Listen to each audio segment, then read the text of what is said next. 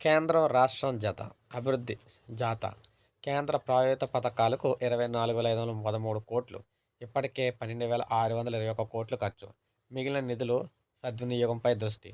అదనంగా సాధించేందుకు ప్రభుత్వం అడుగులు కూడా.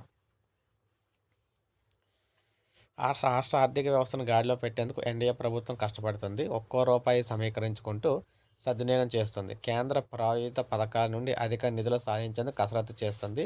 అటు ఢిల్లీలో కేంద్ర మంత్రులను, మంత్రిత్వ శాఖలను, అధికారులను సమన్వయం చేయడంతో పాటు రాష్ట్రంలోని యంత్రాంగాన్ని ముఖ్యమంత్రి చంద్రబాబు పరుగులు పెట్టిస్తున్నారు. నిధులు తెచ్చుకోవడం, ఖర్చు చేయడం, అదనంగా అక్కడ సాధించడం అన్న 3 సూత్రాలతో యంత్రాంగాన్ని ముందుకు నడిపిస్తున్నారు. నెల రోజుల్లోనే 2 సార్లు సమీక్షించి లక్ష్యాలు విధించారు. ప్రస్తుత ఆర్థిక సంవత్సరంలో 76 కేంద్ర ప్రాయోజిత పథకాలకు సంబంధించి రాష్ట్ర, కేంద్ర వాటా నిధులు కలిపి 24,500 కోట్ల కేటాయింపులు సాధించారు. జగన్ ప్రభుత్వంలో 5 ఏళ్లలో కేంద్ర పథకాలు రాష్ట్రానికి 39,600 కోట్లు కోత పడ్డాయి. 10,171 కోట్లు వేరే పథకాలకు మళ్లించారు. ఎన్డీఏ ప్రభుత్వం తొలి ఏడాదిలోనే వీటిని గాడిన పెట్టి 17,000 కోట్ల వరకు ఖర్చు చేసింది. ప్రస్తుత ఆర్థిక సంవత్సరంలో కేంద్ర ప్రాయోజిత పథకాలకు కేంద్ర ప్రభుత్వం 15,000 కోట్లు కేటాయించింది. ఈ పథకాల్లో రాష్ట్ర వాటా మొత్తం 9,300 కోట్లు.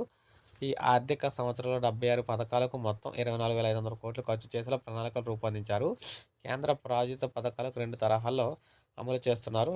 గతంలో కేంద్రం నిధులను రాష్ట్రంలో పక్కదారి పట్టించిన నేపథ్యంలో కొత్త విధానాలు అమలు చేశారు. ఇందులో సింగిల్ నోడల్ ఏజెన్సీ తరహా చెల్లింపులు ఇక్కడ చేశారనమాట. సింగిల్ నోడల్ ఏజెన్సీ ద్వారా అమలయ్యే కేంద్ర ప్రాయోజిత పథకాల్లో కేంద్రం ఇచ్చే నిధులు రాష్ట్ర ఖజానాకు చేరుతాయి. బిల్లులు సమర్పించిన తర్వాత రాష్ట్ర ప్రభుత్వం నిధులు నోడల్ ఏజెన్సీలకు విడుదల చేస్తుంది.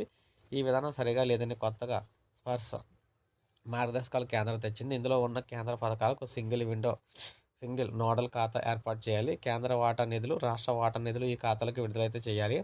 ఎన్నో ప్రయోజనాలు అయితే ఉన్నాయి.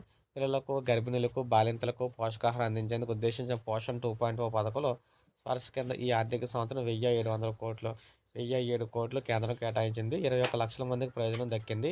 సమగ్ర శిక్షా అభియాన్ కింద ఎన్డీఏ ప్రభుత్వం రాగానే పాత బిల్లుల చెల్లింపులో కేంద్రం ఆర్థిక సంవత్సరం మరో 1,200 కోట్లు అయితే ఇచ్చింది. రాష్ట్ర వాటా కలిపి 1,800 కోట్లు చెల్లించడంతో 35 లక్షల మంది విద్యార్థులకు అవసరమైన సదుపాయాలు చేకూర్చడం అయితే జరిగింది. సో దాంతోపాటు ప్రధానమంత్రి గ్రామ సడక్ యోజన కింద పల్లెల్లో రహదారుల నిర్మాణానికి 550 కోట్లు అయితే ఇచ్చారు. ప్రధానమంత్రి కృషి సించాయ్ యోజన కింద 111 కోట్లు మంజూరయ్యాయి. ఇప్పటివరకు 62 కోట్లు ఖర్చు చేశారు. ఉపాధి హామీ పథకం కింద 1,838 కోట్లు ఖర్చు చేశారు. జాతీయ ఆరోగ్య మిషన్లో గర్భిణులు, నవజాత శిశువులు, పిల్లల ఆరోగ్యం కోసం చర్చిస్తున్నట్లు 1,000 కోట్లు అయితే ఖర్చు చేశారు. గత ఏడాది 17వ తేదీన నాటికి రాష్ట్రంలో 10,362 కోట్లు మాత్రమే ఖర్చు చేశారు. నిధులు అందుబాటులో ఉన్న సరైన పర్యవేక్షణ లేకుండా అన్నీ వదిలేశారన్నమాట. ఇప్పుడు అన్నీ ఖర్చు అయితే చేయడం జరిగింది. ఇలా అన్ని పథకాలకు సంబంధించి సమగ్రంగా ఉపయోగించుకొని రాష్ట్ర సంక్షేమ పథకాలు అమలు చేస్తున్నారన్నమాట. సో ఇది మనకు అప్డేట్. ఒక లైక్ చేయండి, సబ్స్క్రైబ్ చేసుకోండి.